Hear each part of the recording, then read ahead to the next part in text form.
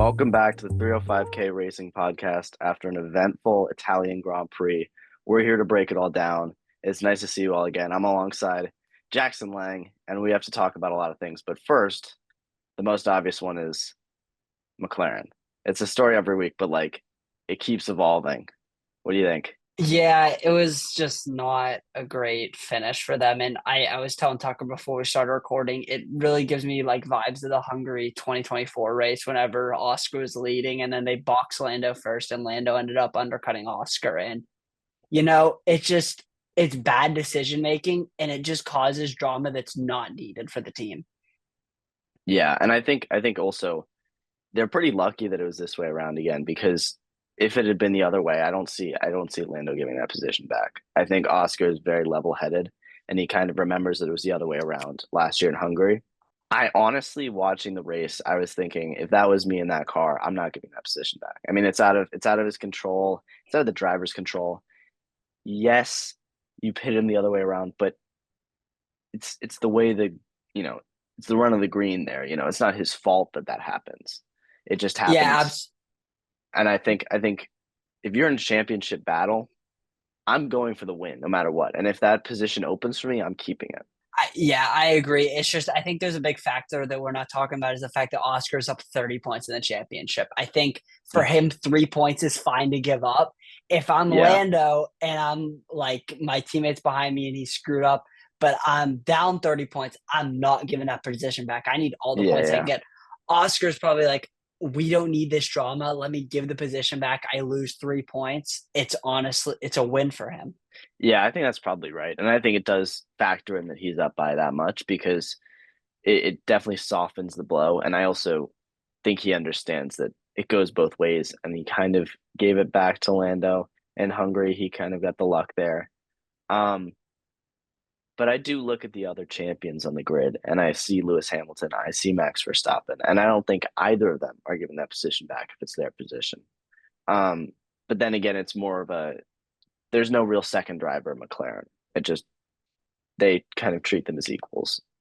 Yeah, absolutely. I'd be interested to see what would happen if like Charles Leclerc and Lewis Hamilton had like not an incident, but like a Yeah. situation like that. Yeah, something like in Miami where, there was Lewis was calling for the positions to be switched. I think it's probably the hardest thing for teams to deal with is that kind of situation. But the other part of it was first time in what feels like an eternity, it wasn't a McLaren that won the race, which, by the way, bold prediction going in. Maybe I think maybe my only correct prediction the weekend was that it wouldn't be a McLaren to win.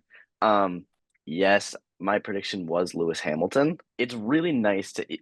I never thought I'd be excited to hear the Dutch national anthem after a race, but here we are, and I think it's a really refreshing drive by Verstappen. Yeah, I mean, neither of us had him on our podium. We didn't have him taking pole, and he just came Mhm. in and swept the weekend.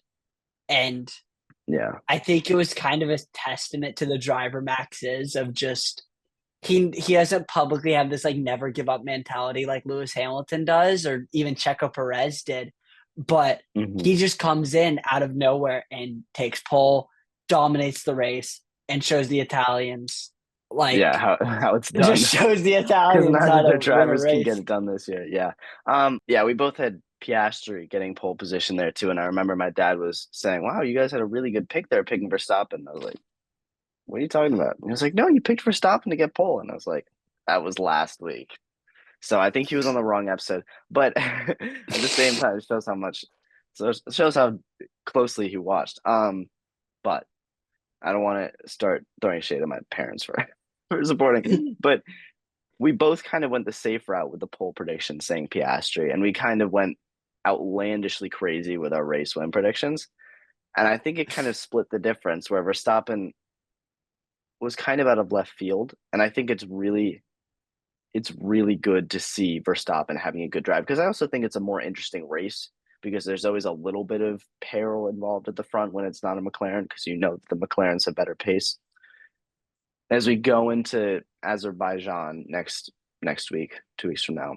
I do think it's interesting. Maybe we'll see another upset in the order.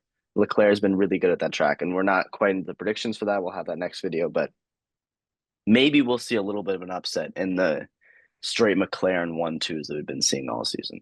I mean, I don't want to get too far into my predictions, but I really do think Max could have another great race. I feel like Baku is different, but it's also kind of similar to Monza in the fact that it has a lot of these straights. Hmm. And I just wonder if the Red Bull just car is suited towards that style of track more than the McLaren. Yeah. I also do wonder, um, how much downforce plays into it, how much overtaking, because we did see in Monza, the Ferrari was running a lower downforce setting. They were a lot faster in the straights. And at least early on, when it was more pace based than just tire wear, Leclerc was able to have a really, really good battle with Piastri in the first few laps. Like they were going back at each other. Those first 5 laps were spectacular racing. I mean, Leclerc and Piastri battling, Verstappen and Norris battling. It was really, really good racing. And then it kind of cooled off after that because, the gaps start to form, people start to hold for tires. But I did really think it showed me that specifically Leclerc and Piastri, because they kind of, Norris and Verstappen, it was a little bit more. The first move by Norris was, done off track. It was a position given back. Um, though the racecraft between Piastri and Leclerc is really special to watch. And I do think that they're the two people who going forward will be the faces of Formula One alongside Max Verstappen. Yeah, I agree. I really do think they race the way they race is always impressive. That like kind of level-headed guys, not making like too much noise outside of the paddock. Obviously, Max will have his moments. Hmm. Oscar's pretty chill. Leclerc will have a couple moments here and there, but they're all pretty level-headed guys that just want to settle it on track, race hard on track, and it Yeah. provides for great racing, as you said. Yeah, they are very level headed. I agree with that. That's a good description. I also did notice, obviously it didn't go as our prediction was. Lewis Hamilton didn't win the race. But considering the 5 place grid drop, considering that he started from P11, I thought he had a really, really respectable race. And, we watched him just mow through some of the guys early on. He had a couple pretty good moves early on in the race, and he just drove a good race. And it's really good to see him, especially in Italy, especially in front of the home fans for Ferrari, just powering his Ferrari up into the good point scoring positions after what was a really, really bad weekend in the Netherlands. Yeah, I agree. I'm glad to see him in P6 after all that happened. But it definitely was a shame. It was a shame whenever I found out about that penalty about an hour Hmm. after we recorded that episode Yeah, because I knew my I kind predictions of, were in the dumpster and I knew that it was going to be a rough weekend. it does call my credibility into question because I knew it and then I forgot it and I just put him down to win. Um, so I think I've learned my lesson. I'm I'm almost sure that next week I'm not going to predict Lewis Hamilton to win. I can't promise it though. Yeah. There's always something in the back of my head telling me that he's gonna have a good weekend. He's gonna get it done. But I need to stop getting on the Lewis Hamilton hope train every weekend. But I do think that it was a really good weekend for him, and I think that for his first Italian Grand Prix, it was a good performance, and I think it'll give him something to build off of going into the rest of the season. And talking about Lewis Hamilton, the other senior member on the grid, or a rookie, depending on how you go with it, Fernando Alonso, another really disappointing result for him. I think he's had a lot of DNFs this year, but I think this one, in my opinion, was the most disappointing if you're Alonso. It was just a suspension failure from something really innocuous. He went over the curves at Ascari, I think, and the suspension just popped off the front right. And it's one of those moments where if you're a driver, you kind of look in the garage and think, how does that happen? That's not my fault. Yeah. That's something that shouldn't ever happen. It's something unnecessary and it's really disappointing. And I think for him, he's kind of in this sport because Newey's at Aston Martin. He thinks he has a couple more years in him. But I got to be honest, my patience would be wearing thin with that kind of thing happening. And it's happened all Yeah. season.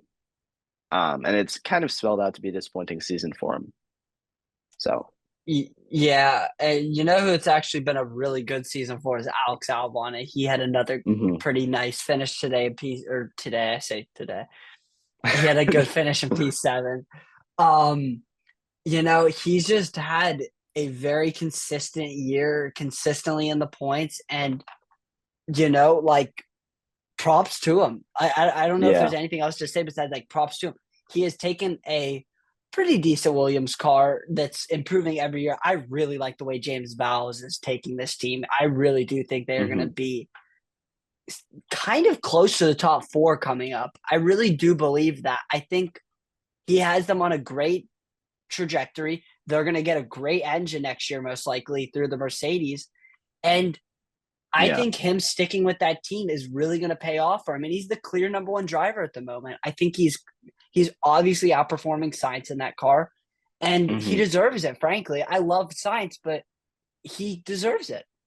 Yeah. I mean, Albon's now up to I think P8 in the championship. He passed Kimi after that race. You look across the garage at his teammate, and Carlos Sainz, you picked him as your surprise points, which we talked about was a little bit disappointing for him to even be like a candidate for surprise points. But he had another disappointing race, and it was one where it could have been even worse. He had a 5 second penalty for he didn't take the proper route when he went off track after making a mistake, and that got him 5 seconds. And he wasn't exactly lighting up the times otherwise, but he also had a spin. He had an incident with Ollie Behrman where, he was on the outside trying to make a move and Behrman was on the inside. They gave Behrman a penalty for it, but it was, in my opinion, a racing incident, but even could have gone the way of a penalty to Sainz. I think the stewards felt bad because of the penalty that they gave him in the Netherlands. But it was another just it feels like he's frustrated in that car. He seems to be getting into incidents a lot. And I think it's last year he was used to being up at the front where, the racecraft is better. There's also less, a little bit higher level, not as many people to get by and cleaner moves. And he's now sitting in the back of the field, knowing that he's not in the points some of the time. And he just lunges, just tries to get something there when it's not. And it pays off in the wrong way. That spin I thought was very avoidable, and he could have gotten Behrman down the main straight after that because I think he was on fresher tires. It's just been the worst. Well, not the worst. I shouldn't say the worst, but it's been a really disappointing season for him. Where a lot of his fans were saying that he was going to come in and just show Albon up and dominate him. Yeah, and he hasn't. Alex Albon is actually P7. He's past Kimi and he's P7. Yeah, there you go. 170 points. He's about 47 behind Lewis Hamilton. And, He that better not Williams team overtake has Lewis just Hamilton. been completely different this year. It's like you have Hmm. Albon who's performing very well, and then you have Sainz who's down in P18 with 16 points. And it's just like How you does didn't that expect it happen? coming Yeah, into the year. Um, yeah, but and well, the yeah, other part of it is that I mean, Carlos Sainz, this was kind of a race that I think he was going to have a chip on his shoulder one way or another. Going back to Italy, we saw him in the lap coming in after the race where he was kind of behind both Ferraris. It looked like a photo of someone looking on with their ex's new date or something like that. I just think it feels like this race was supposed to be his revenge race, and it just turned out to be another chapter in his kind of failing book of 2025 for him. yeah, I completely agree. I couldn't have said it better. Yeah, So and I think this race kind of summed up. Well, it didn't sum up the year. It kind of went against the status quo, but at the same time, it felt a little bit normal. McLaren yeah, up at the front, both of them on the podium. Verstappen just absolutely dragging his car to the front of the field. Leclerc running a good race, Russell running a good race, Hamilton running a good race, which I yeah, hesitate to say is along with the status quo because it's not really, but still a strong performance from him.